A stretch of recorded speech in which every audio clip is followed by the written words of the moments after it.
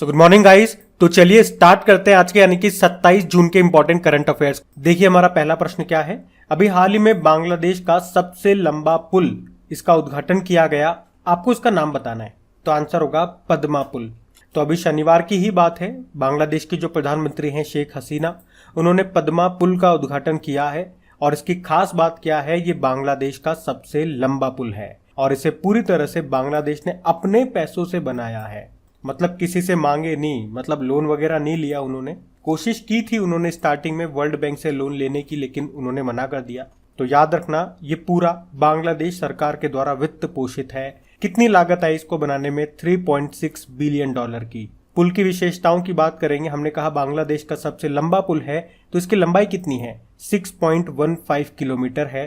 पद्मा नदी पर यह बना हुआ है। ये एक मल्टीपर्पज रोड रेल पुल है, यानी कि ऊपर रोड है, गाड़ियां चलेंगी और नीचे की साइड में रेल है, रेलगाड़ी चलेगी। तो इतना आप याद रखें। अच्छा, कुछ प्रश्न मैं आपसे पूछूंगा, आप मुझे बताओ दुनिया का सबसे ऊंचा रेलवे आर्क ब्रिज ये कहां पे बन रहा है? तो आंसर होगा जम्मू कश्मीर में, जिसकी लंबाई है 1.3 किलोमीटर। ये चिनाब नदी से कितना ऊंचा है? ये चिनाब नदी से 359 मीटर ऊंचाई पर है। दूसरे प्रश्न का उत्तर दो। अभी दुनिया का सबसे लंबा सस्पेंशन ब्रिज ये कहां पे शुरू हुआ, बनकर के तैयार हुआ? तो आंसर होगा चेक गणराज्य, चेक रिपब्लिक में। इसका नाम क्या है? स्काई ब्रिज 721 इसकी लंबाई है, 721 मीटर। चलो बताओ अभी किस देश ने दुनिया का सबसे लंबा कांच का पुल तैयार किया? तो आंसर होगा वियतनाम ने, जिसकी लंबाई है 632 मीटर। इसे व्हाइट ड्रैगन नाम दिया गया। अच्छा, एक और प्रश्न का उत्तर दो। लिविंग रूट ब्रिज ये किस राज्य का है, जिसे अभी यूनेस्को की विश्व विरासत स्थलों की अस्थायी सूची यानी कि टेंटेटिव लिस्ट में शामिल किया गया? अब इसका तो उत्तर आप ही लोगों को देना है। अच्छा, यहाँ पे बात बांग्लादेश की हुई है, तो जरा मैप में बांग्लादेश, कैपिटल इसकी ढाका है। ढाका में ही आपको बिम्स्टेक का हेडक्वार्टर भी मिलेगा। चलो बताओ 2022 में बिम्स्टेक की अध्यक्षता किसके पास है? और यहाँ की प्रधानमंत्री शेख हसीना हो गई और प्रेसिडेंट कौन है? अब्दुल हामिद हैं। अच्छा, एक नाम आपने जरूर सुना होगा, रबाब फातिमा का नाम। ये बांग्लादेश की यूनाइटेड नेशन में परमानेंट रिप्रेजेंटेटिव हैं, जो अभी under secretary general of United nation बनी है। इसके अलावा किशोर कुमार दास, ये नाम भी आपने सुना होगा। Commonwealth point of lights award इनको मिला था। ये बांग्लादेश के शिक्षक चैरिटी विद्यानंदू के संस्थापक है। और अभी यूनाइटेड नेशन एनवायरनमेंट प्रोग्राम ने नॉइस पॉल्यूशन के मामले में एक रिपोर्ट जारी की थी। उसमें कहा था कि सबसे ज्यादा नॉइस पॉल्यूशन है बांग्लादेश की कैपिटल ढाका में। सेकंड नंबर पे आता है उत्तर प्रदेश का मुरादाबाद। और IQ एयर ने जो वायु गुणवत्ता रिपोर्ट जारी की थी, उसमें देशों में बात करेंगे तो दुनिया का सबसे प्रदूषित देश बताया गया बांग्लादेश को। भारत 5वें नंबर पे था। और कैपिटल सिटीज में बात करेंगे तो दिल्ली सबसे ऊपर है और सेकंड नंबर पे ढाका रहा। अच्छा, बांग्लादेश के साथ कौन कौन सी एक्सरसाइज करते हैं हम? बोंगो सागर नाम की एक्सरसाइज करते हैं, संप्रीति नाम की एक्सरसाइज करते हैं, मैनामती मैत्री नाम की एक्सरसाइज भी हम बांग्लादेश के साथ करते हैं। तो ये सारे पॉइंट्स ध्यान रखना, बढ़ते आगे। अच्छा, फिर बताइए जून 2022 में किसे गोल्डन अचीवमेंट अवार्ड से सम्मानित किया गया? तो आंसर होगा विजय अमृतराज को। तो भारत के विजय अमृतराज को गोल्डन अचीवमेंट अवार्ड 2021 के प्राप्तकर्ता के रूप में अभी नामित किया गया है। ये गोल्डन अचीवमेंट अवार्ड हर साल international tennis hall of fame और इंटरनेशनल टेनिस फेडरेशन के द्वारा दिया जाता है।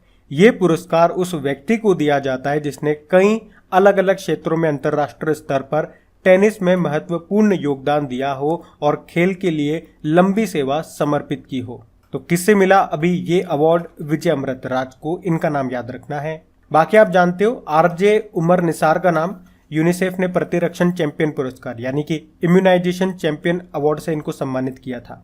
और व्हीटली गोल्ड अवार्ड किसे मिला? चारुदत्त मिश्रा को मिला, हिम तेंदुए के संरक्षण के लिए।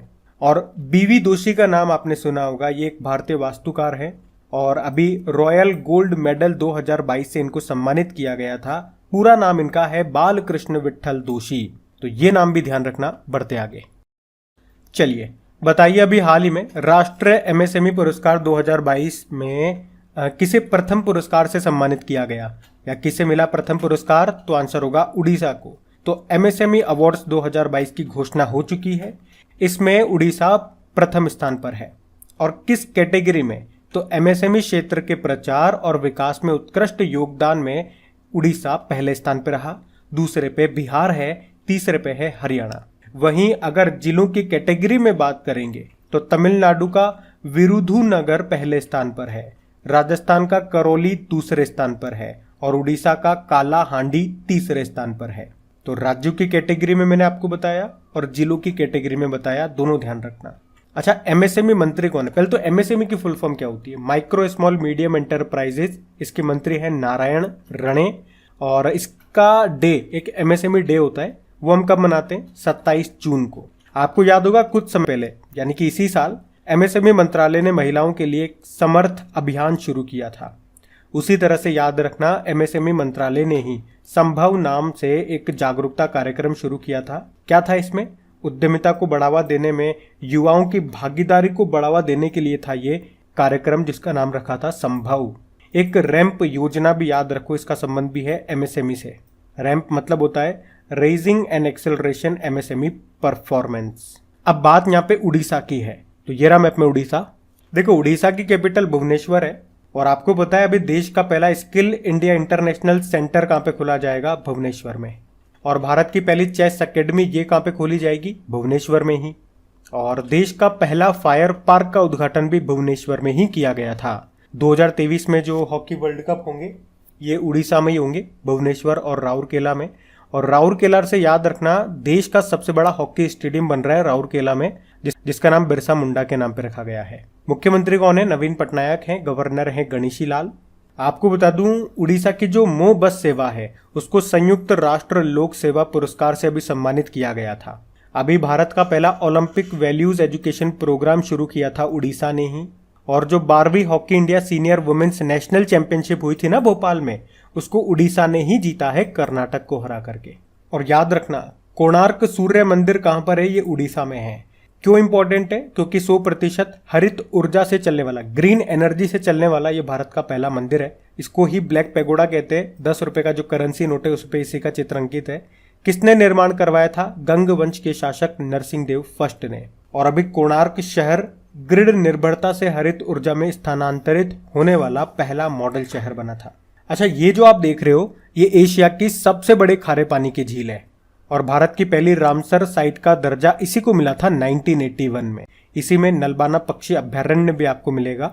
और कौन सी डॉल्फिन यहाँ पे पाई जाती है? इरावदी डॉल्फिन मिलती है यहाँ पे। चलिए आप लोग कमेंट बॉक्स में टाइप करके बताइए दुनिया की सबसे बड़ी खारे पानी की झील कौन सी है। हम बढ़ते हैं आगे। चलिए बताइए, अभी हाल ही में गरुड़ एरोस्पेस ये कहाँ पे अपना पहला एरोस्पेस प्लांट स्थापित करने जा रहा है? तो आंसर होगा मलेशिया में।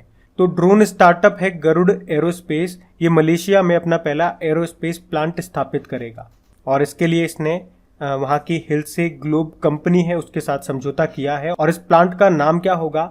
हिलसे गरुड़ एरोस्पेस। इसके लिए इसमें निवेश किया है 115 करोड़ रुपए का। अच्छा, गरुड़ एरोस्पेस से आपको एक करंट अफेयर्स का प्रश्न याद आना चाहिए। कुछ समय पहले महेंद्र सिंह धोनी ने इसमें निवेश भी किया था और इसके ब्रांड एम्बेसडर भी बने थे। अब याद आया? अच्छा चलो, ड्रोन से संबंधित ही कुछ प्रश्न मैं आपसे पूछता हूँ। आप पहले मुझे बताओ, अभी ड्रोन नीति को मंजूरी देने वाला पहला राज्य कौन सा बना था? तो आपका उत्तर होना चाहिए हिमाचल प्रदेश। लेकिन अगर आपसे पूछा जाए अभी भारत का सबसे बड़ा ड्रोन महोत्सव का आयोजन कहाँ पे किया गया? इसका उद्घाटन खुद प्रधानमंत्री नरेंद्र मोदी जी ने किया था नई दिल्ली में।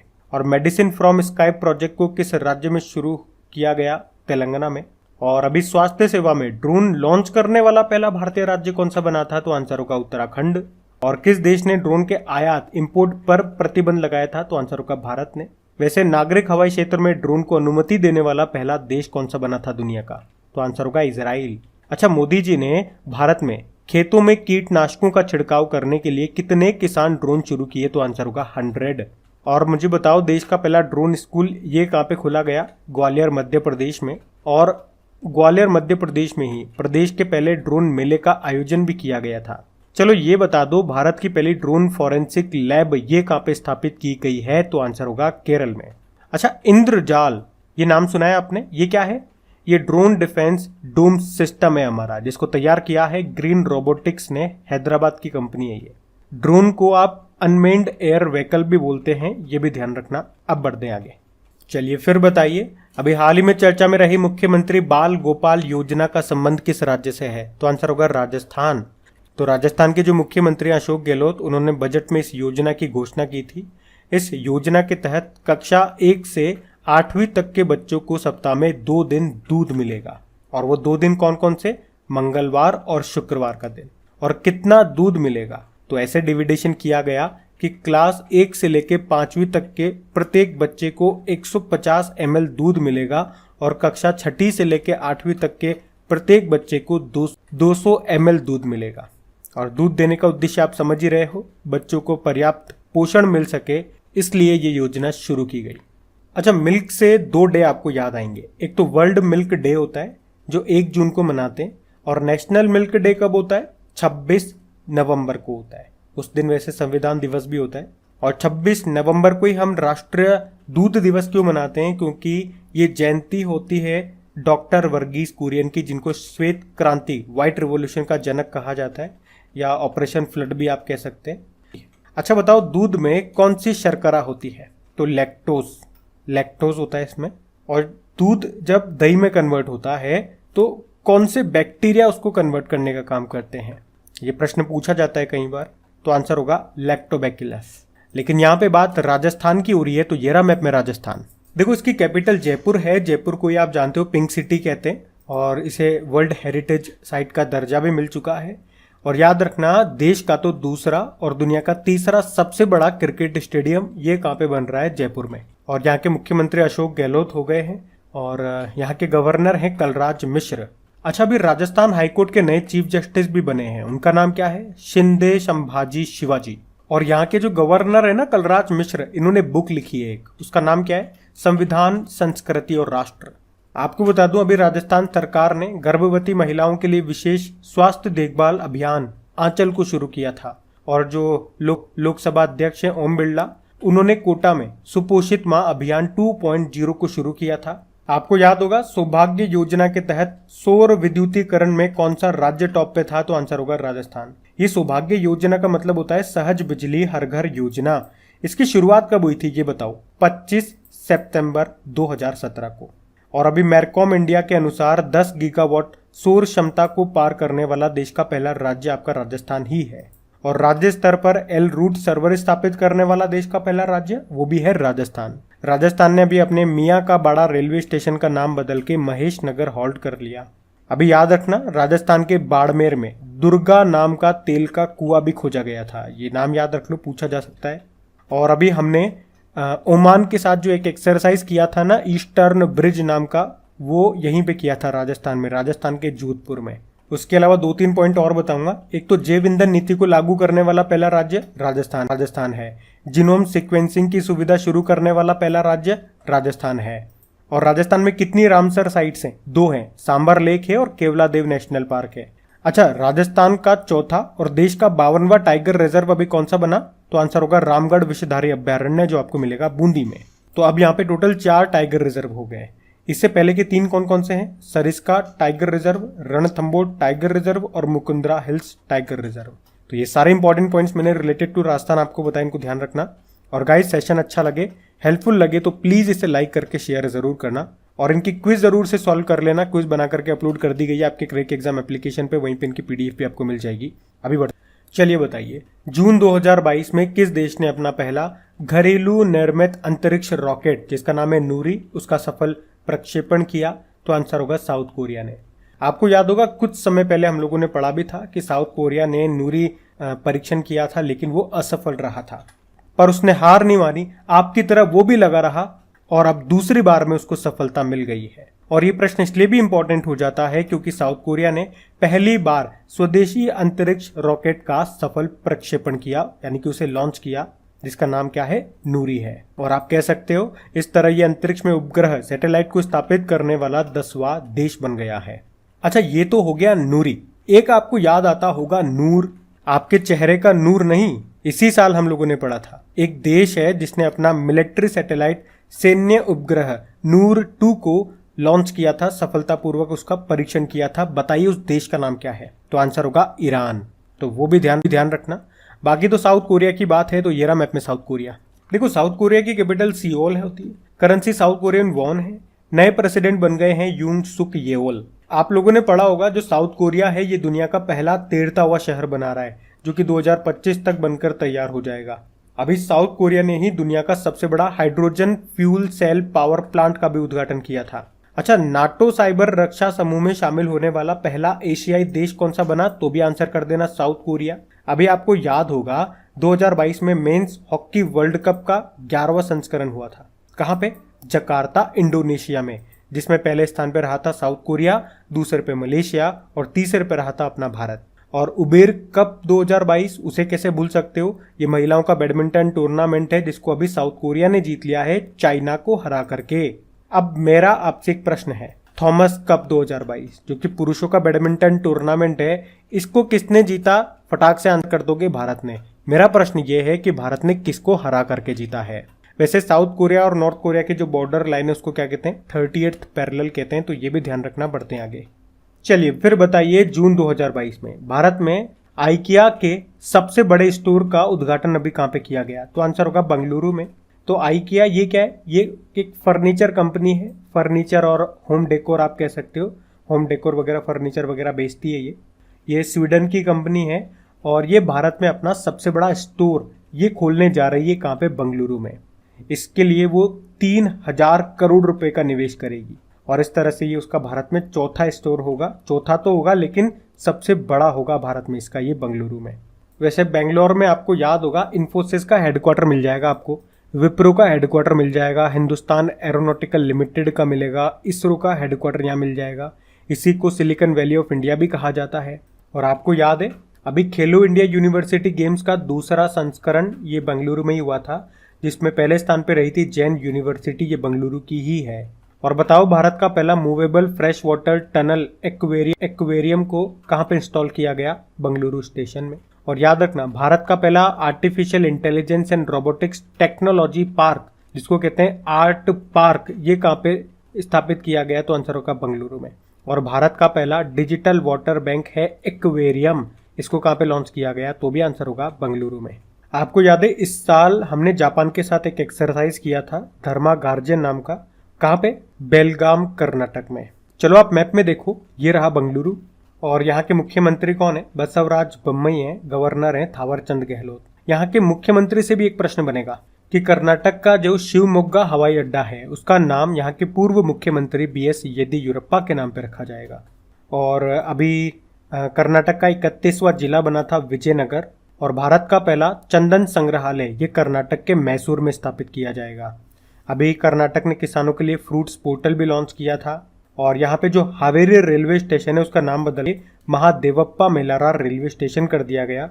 हुबली रेलवे स्टेशन का नाम बदल के श्री सिद्धरुद्र स्वामी जी रेलवे स्टेशन कर दिया गया। यहीं पे आपको अलमाटी बांध मिलेगा जो कि कृष्णा नदी पर है, कृष्ण राज सागर बांध मिलेगा जो कि कावेरी नदी पर है। याद रखना, भारत की पहली तट रक्षक अकादमी कोस्ट गार्ड अकेडमी ये मंगलुरु में स्थापित की जाएगी।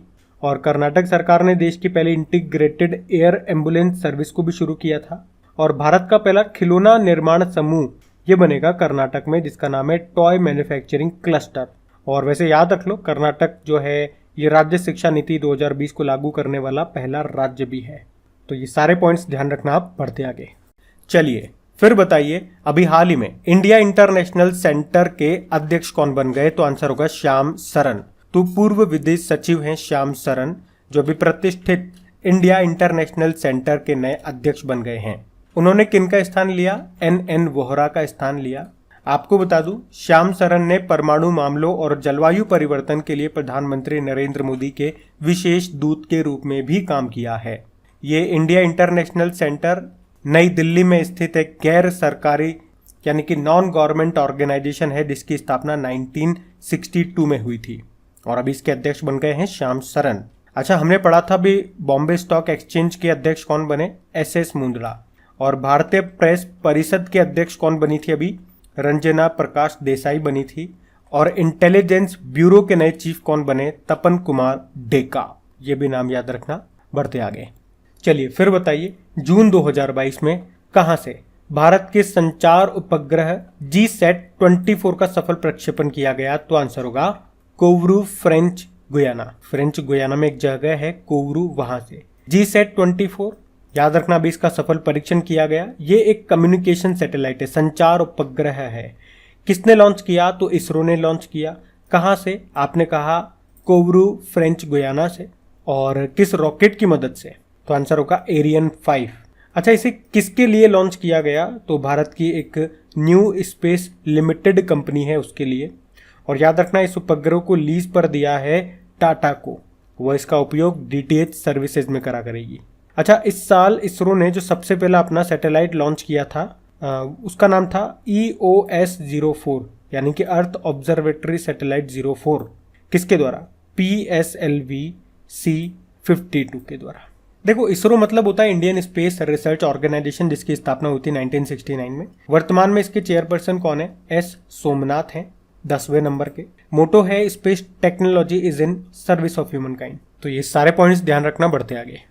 चलो बताओ, जून 2022 में डीआरडीओ ने कहां से VLSRSAM यानी कि vertical launch short range surface to air missile का सफल परीक्षण किया? तो आंसर होगा चांदीपुर। तो शॉर्ट फॉर्म है इसका VLSRSAM यानी कि vertical launch short range surface to air missile. इसका अभी कहाँ से? उड़ीसा के चांदीपुर से सफल परीक्षण किया गया। किसने किया? डीआरडीओ ने। इसके रेंज कम है क्योंकि शॉर्ट है ना, देखो शॉर्ट आपने खुद कह रहे हो शॉर्ट रेंज है। कितनी है? 50 किलोमीटर की रेंज है। ये एक सरफेस टू एयर मिसाइल है और इसका सफल परीक्षण अभी किया गया है। देखो, डीआरडीओ के बारे में आपको पता है, defence research and development organisation full form हो गई। और स्थापना होती है 1958 में, जब नासा की भी होती है। हेडक्वार्टर नई दिल्ली में है और इसके वर्तमान अध्यक्ष जी सतीश रेड्डी है। और डीआरडीओ दिवस कब मनाते हैं? 1 जनवरी को। अच्छा, क्या आप मुझे बता सकते हो डीआरडीओ ने सीआरपीएफ के जवानों के लिए एक बाइक एम्बुलेंस को तैयार किया था, किस नाम से? तो आंसर होगा रक्षिता नाम से। अब बात करेंगे कल के वीडियो में पूछे गए प्रश्न के उत्तर की। तो कल आपसे प्रश्न पूछा गया था, नीति आयोग के नए सीईओ कौन बन गए? तो आंसर होगा परमेश्वरन अय्यर। आप सभी ने प्रश्न का बिल्कुल सही उत्तर दिया है। और गाइज प्लीज, अगर सेशन अच्छा लगे तो लाइक जरूर कर देना और अपने दोस्तों को एक बार वीडियो को शेयर जरूर करना। इनका क्विज आपके लिए बना दिया गया ताकि आप इनकी अच्छे से प्रैक्टिस कर सके, वहीं पे इनकी पीडीएफ भी आपको मिल जाएगी। अब ये रहा आज का आपका होमवर्क प्रश्न।